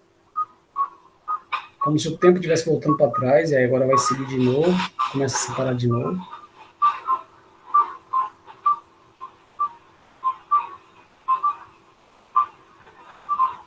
E começa tudo de novo. Bacana, né? Experimento bacana. Nessa questão de pêndulos aí, tem um pêndulo que é muito famoso, que é chamado pêndulo de Foucault. Acho que não tem a ver com esse exercício, não. Certo? Vou só comentar isso aqui, porque eu comentei de manhã. Pêndulo de Foucault. O Foucault foi um físico francês. Naquela época não tinha prêmio Nobel, senão, se tivesse, ele mereceria isso. O que ele fez? Ele entendeu essa equação aí muito bem, né? E as pessoas, quando são criativas, né? Então, o que ele pegou foi, num lugar lá da França, um monumento chamado Panteão. Na verdade, tem que ver se foi no Panteão mesmo. Que o teto é bem alto e colocou um pêndulo lá. Ele colocou esse pêndulo, então, com uma linha que dava mais de 40 metros.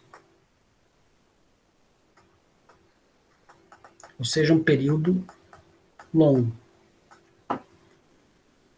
E colocou uma massa muito grande aqui. Não depende da massa, né? Mas a massa grande me dá uma inércia maior. Então, o trabalho de força de atrito do ar, de qualquer outra coisa, vai demorar mais para fazer parar esse pêndulo. Ele colocou uma massa grande aqui por causa disso. E nessa ponta, nessa massa que ele colocou uma pontinha aqui. Essa pontinha é marcar o chão. Onde ele colocou lá um quadrado de areia. Então, olhando de cima agora, tem um quadrado de areia e tem um pêndulo aqui que ele soltou daqui o pêndulo, velocidade zero aqui, velocidade máxima aqui embaixo, ia e fazia isso. E tinha areia, ele ficava marcando o chão aqui. Só que com um detalhe, aonde o pêndulo estava preso aqui, ó, isso daqui estava preso no teto da igreja. E a igreja presa no chão, né, obviamente. E essa argolinha aqui, que ele está preso aqui, ó, ele não está preso, está solto. Então, aqui ele era solto. Ele podia rodar aqui em qualquer direção. Ele não tinha uma prisão aqui com relação a esse eixo. Ele não estava soldado aqui. Tá? Então, o cara fez uma argola lá, que está preso na igreja, que está preso no chão da terra, e aqui o pêndulo está solto aqui. Ou seja, o teto da igreja junto com a igreja estão rodando por causa da terra. E gira. Mas o pêndulo não. O pêndulo está livre. O pêndulo não está girando junto com a terra, porque para girar junto com a terra a gente tem que estar pisando nela, tem que estar, de alguma forma, você tem que estar ligado com a terra. Tá? Esse pêndulo estava solto. Então o pêndulo fazia esse movimento e marcava a areia. E aí deixou rodando 24 horas, o que acontece é que o pêndulo fez isso. Você começava a medir o ângulo de rotação aqui. Isso depende de onde você está, se você está no hemisfério norte, lá mais para cima, perto do Ártico, se você está mais perto do Equador, né, vai dar um ângulo que você vai observar aqui.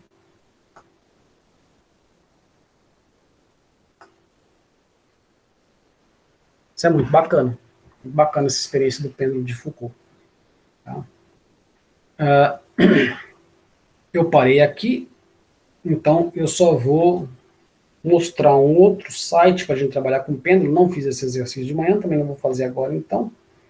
Mas vou mostrar esse site aqui. Eu passei o link para vocês no WhatsApp e passei no Classroom também, tá certo? É muito legal isso daqui. Isso daqui é um laboratório virtual, para pêndulo. Vamos acessar esse site aqui. E, basicamente, eu posso fazer o seguinte, mudar o tamanho do fio aqui. Vamos continuar vendo enquanto ele liga lá, porque ele demora um pouquinho. Eu posso mudar o tamanho do fio, que é aqui. Posso mudar a gravidade. Posso mudar a massa. E posso colocar atrito. Atrito nós não resolvemos ainda a questão com atrito. Tá? E aqui eu vejo bastante coisa. Inclusive, o primeiro teste é ver se vale aquela equaçãozinha nossa, que T é igual 2π raiz de L sobre G. Certo? Vamos ver lá se já abriu. Você põe aquele link, chega aqui, e você clicou aqui, pronto, tá lá. Então aqui eu vou pôr até um relógio aqui para a gente poder medir. Tá? E, por exemplo, então, você pega e coloca ele aqui, ele fica oscilando. Certo? Você pode pegar ele aqui, pôr o que você quiser aqui. Para fazer ele parar, aperta aqui. Vamos pôr aquele 90 graus, ó, ele oscila também. Então isso aqui está resolvendo a equação o tempo todo. Aqui você muda o tamanho. Quanto menorzinho, mais rápido ele oscila.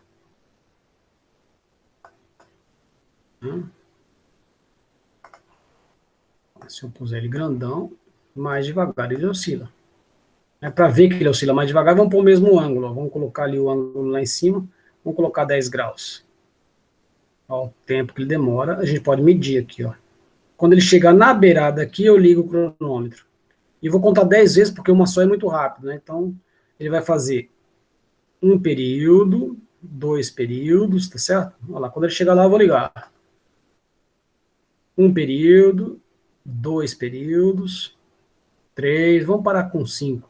4, 5, pronto. Demorou 10 segundos. Esses mesmos 10 graus que eu tinha colocado, eu vou colocar ele bem pequenininho aqui agora. Eram 10 graus, né?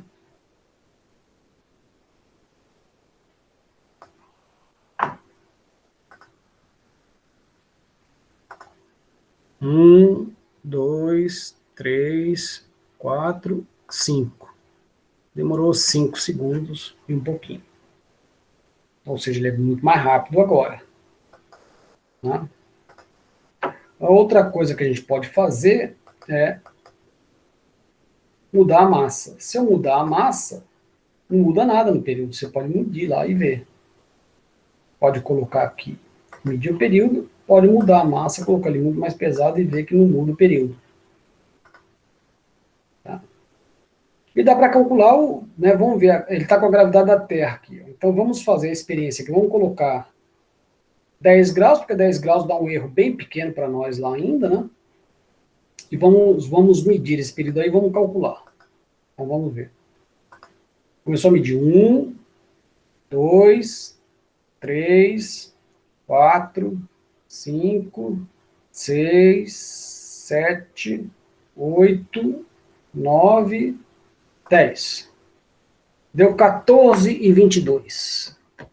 Então vamos anotar aqui, 14,22. 14,22, portanto, o período é 1,422 segundos. Então, vamos escrever lá.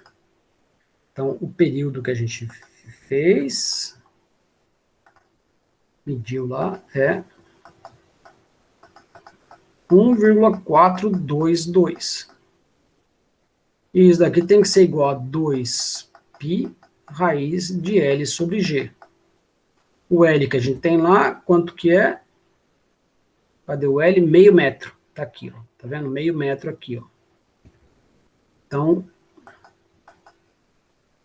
1,422 é igual a 2π raiz de 0,5 dividido por G. Se eu colocar o G aqui, tem que dar 1,422, ou eu calculo o G, tanto faz. Vamos colocar o G aqui para ver, 9,81. Vamos ver se esse valor é compatível com esse. Então, é 0,5 dividido. Aqui está em metros, e aqui é metros por segundo ao quadrado, então cancela, passa para cima o segundo, raiz de segundo ao quadrado de segundo, então está em segundo, está tudo certo. Tá? Então, é 0,5 dividido por 9,81 é igual. Se eu tirar a raiz quadrada desse negócio, dá isso daqui. E se eu multiplicar por 2 e multiplicar por π, me dá essa conta aqui, me deu 1,4185, ou seja, 4,9 segundos. E eu medi lá 1,422. Então, é muito mais pelo meu erro experimental do que... Mas está certinho, né? Se eu contar as três casas aqui, dá 1,42 aqui e dá 1,42 ali. Perfeito. Dá para mudar a gravidade aqui, ó. Vamos colocar uma outra gravidade aqui. Vamos colocar a gravidade de Júpiter. Então, se eu colocar Júpiter, aumentou bem. O que quer dizer isso? O período aumentou, o tempo aumentou. Então, o que acontece com a gravidade? O período lá aumentou. Ele é 2π raiz de L sobre G. O L é o mesmo. Então, isso aqui aumentou muito. Significa que a gravidade lá é menor. Você consegue calcular a gravidade de Júpiter lá. Assim. Porque aqui ele colocou o valor verdadeiro. Você coloca quando você quiser aqui, a Lua. A Lua, a gravidade... Estou no mesmo ângulo aqui, 10 graus. O que acontece? A gravidade da Lua é bem menor, então o período ficou bem maior. Demora mais, ó. Tá vendo? Como a gravidade é menor, né? 2π raiz de L sobre G, o período aumenta. Como a gravidade, quando a gravidade é maior, o período diminui.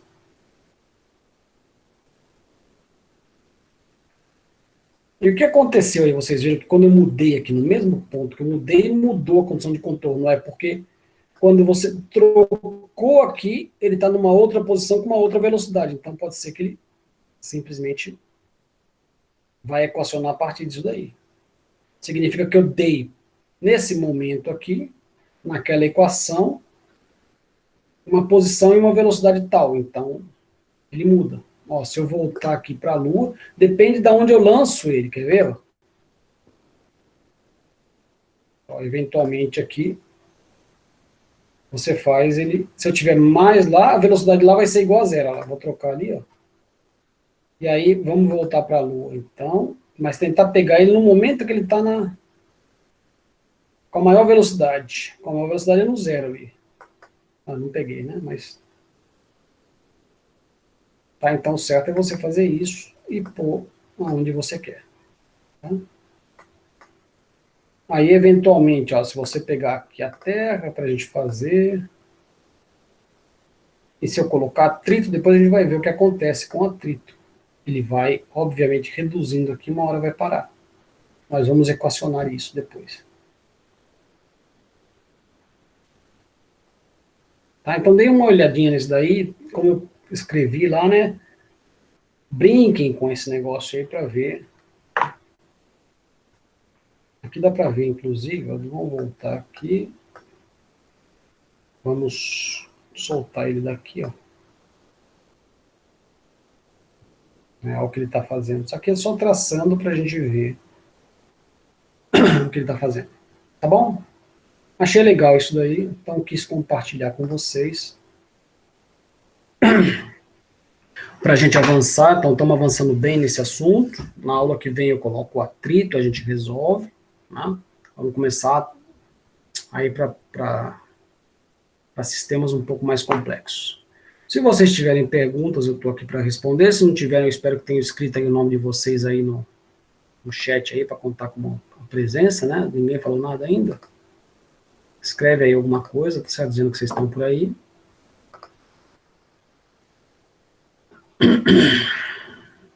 Isso, só presente, tá? Dúvidas, pronto, bacana. Então, gente, se tiverem dúvidas, podem me escrever, podem me falar agora, tá?